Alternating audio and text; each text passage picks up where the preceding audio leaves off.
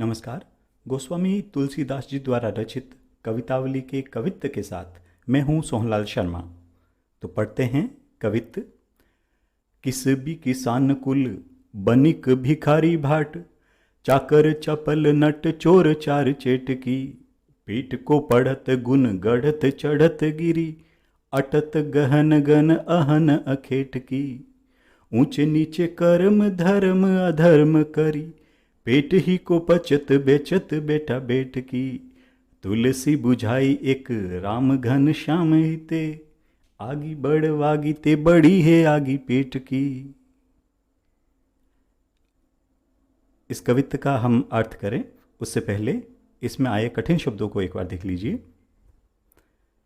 शब्दार्थ हैं किस भी, जिसका अर्थ है धंधा, कुल यानी परिवार, बनिक व्यापारी, भाट चारण या प्रशंसा करने वाले, चाकर यानी नौकर, चार यानी दूत जिन्हें हरकारे भी कहते हैं, चेटकी बाजीगर, गुण गढ़त जिसका अर्थ होता है कि विभिन्न कला कौशलों को सीखना, अटत यानी घूमना, अखेट की यानी शिकार करना, गहन गन यानी घना जंगल, अहन यानी दिन, घनश्याम यानी काला बादल, यहाँ प्रभु श्री राम के लिए आया है ये, बड़वागीते यानी समुद्र की आग।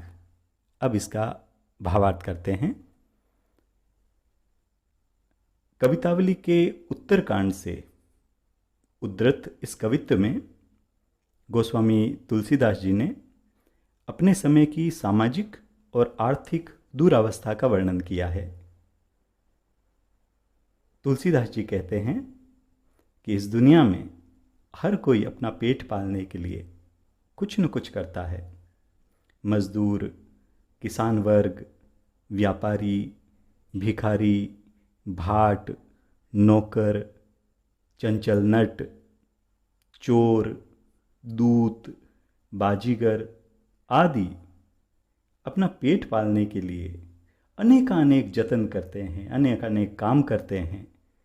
फिर तुलसी लिखते हैं कि पेट को पढ़त गुन गढ़त चढ़त गिरी, यानी पेट की आग को शांत करने के लिए लोग पढ़ते हैं, भांति भांति की कलाओं में, कौशलों में खुद को पारंगत करते हैं, कुशल बनाते हैं, अपने गुणों को बढ़ाते हैं, पर्वतों की चढ़ाई के लिए तैयार रहते हैं।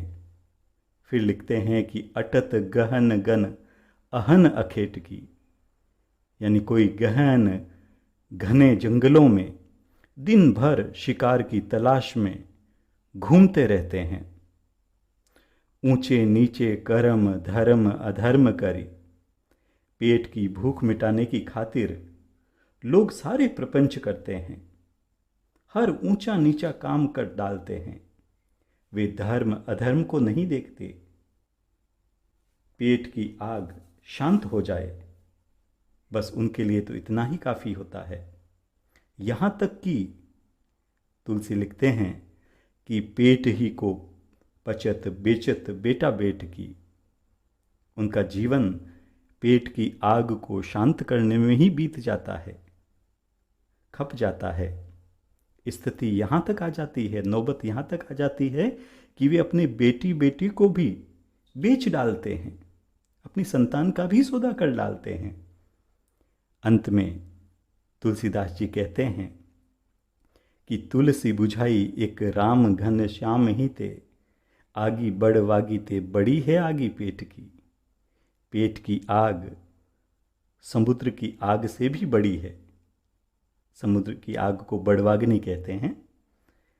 ये तो प्रभु श्री राम रूपी बादल के जल से ही शांत हो सकती है। राम की कृपा दृष्टि से ही इसका निवारण हो सकता है। चलिए अब हम इस कवित्त के काव्य सौंदर्य पक्ष को भी देख लें। इस कवित्त में सहज सरल प्रवाहमय ब्रज भाषा का प्रयोग किया गया है और इसके माध्यम से तुलसी ने अपने युग का जीवंत चित्रण किया है। इस कवित्व में करुण रस का परिपाक हुआ है और छंद हम बार बार कह ही रहे हैं कि इसमें कवित्व छंद का प्रयोग हुआ है।